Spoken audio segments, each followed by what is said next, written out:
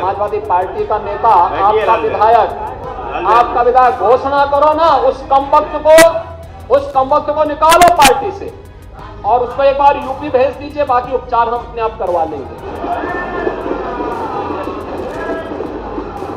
और समाजवादी पार्टी को इसका जवाब देना चाहिए। एक तरफ आप कुंभ को कोसते रहे और दूसरी तरफ औरंगजेब जैसे दुष्ट और क्रूर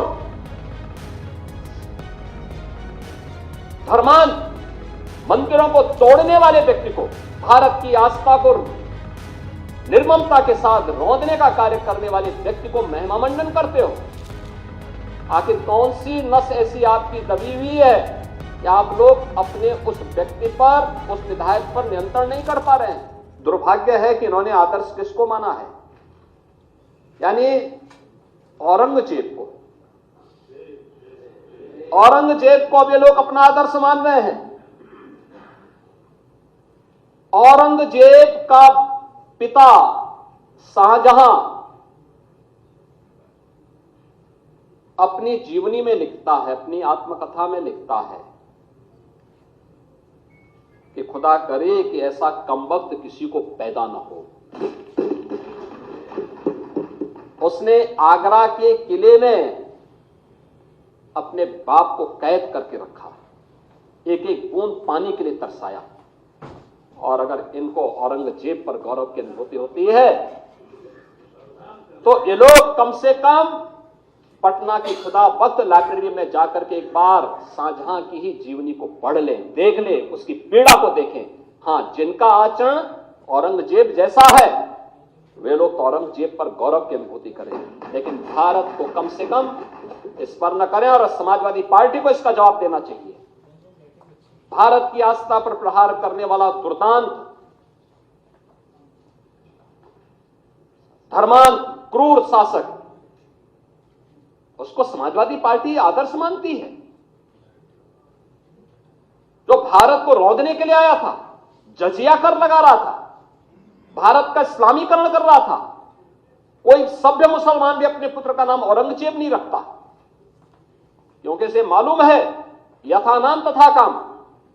अगर ऐसा नाम रखेंगे तो फिर एक एक बूंद पानी के लिए तरसना पड़ेगा। और शाहजहां ने भी अपनी जीवनी में लिखा है, उन्होंने कहा है कि औरंगजेब को कोसते हुए उसने लिखा कि तुमसे अच्छा तो ये हिंदू है जो जीते जी तो अपने बुजुर्ग मां बाप की सेवा करता है, मरने के बाद श्राद्ध तर्पण के माध्यम से वर्ष में एक बार उन्हें जल देता है। तुम तो मुझे एक एक बूंद पानी के लिए तरसा दी हो। अब समाजवादी पार्टी यह तय करे ये पटना की खुदाबख्त लाइब्रेरी में जाकर के ये समाजवादी पार्टी का नेता, आपका विधायक घोषणा करो ना, उस कमबख्त को निकालो पार्टी से और उसको एक बार यूपी भेज दीजिए, बाकी उपचार हम अपने आप करवा लेंगे।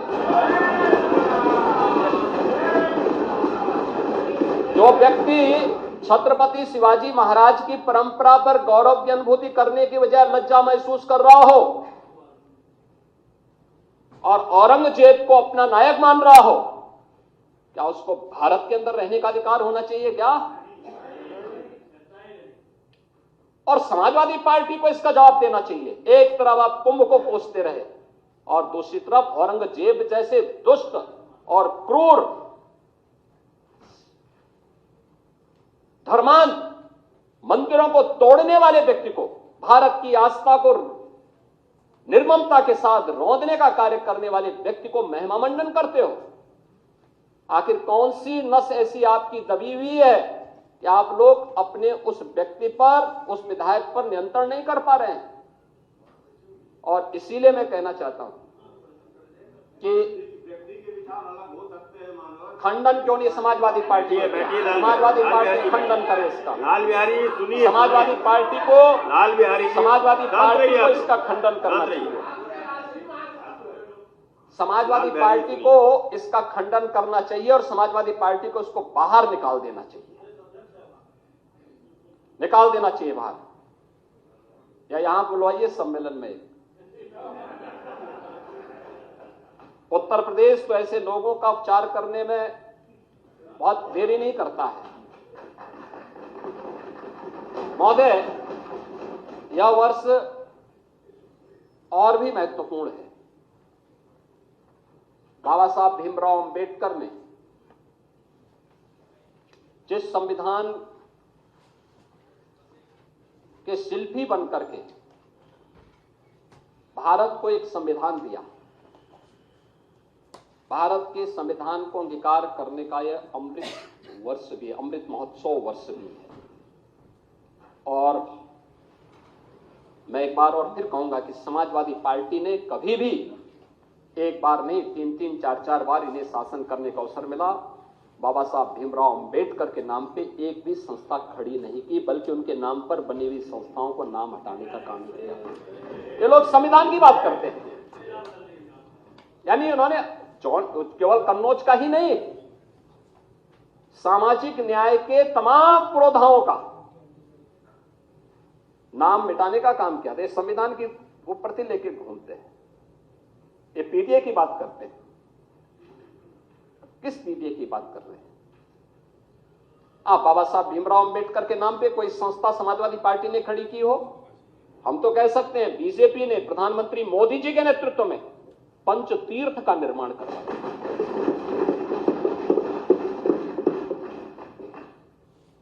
लखनऊ में डबल इंजन की भाजपा की सरकार बाबा साहब भीमराव अंबेडकर का अंतर्राष्ट्रीय स्मारक और सांस्कृतिक केंद्र का निर्माण कर रही है। हम दलित बच्चों को वहां से स्कॉलरशिप की सुविधा भी देने जा रहे हैं।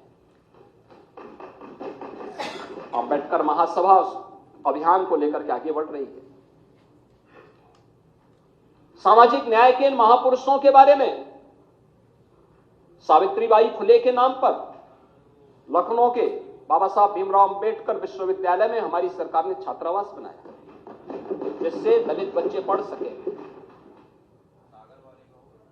हमारी सरकार ने कन्नौज के मेडिकल कॉलेज का नामकरण बाबा साहब भीमराव अंबेडकर का जो नामकरण आप लोगों ने हटाया था, हम लोगों ने फिर से बाबा साहब भीमराव अंबेडकर के नाम से और इस बार के बजट में भी हम लोगों ने सामाजिक न्याय से जुड़े हुए इन सभी पुरोधाओं का सम्मान किया। आपकी पीड़ा को हम समझ सकते हैं। आप लोग एक परिवार से बाहर निकल ही नहीं सकते।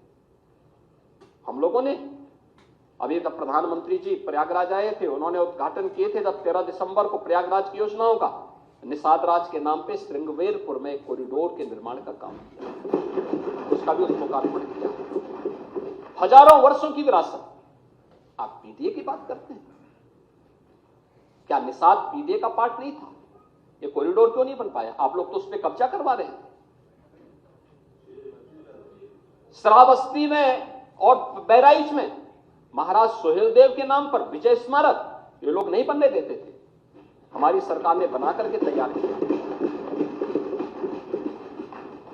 हमारी सरकार ने बनाया है, भव्य स्मारक बनकर के तैयार हो चुका है।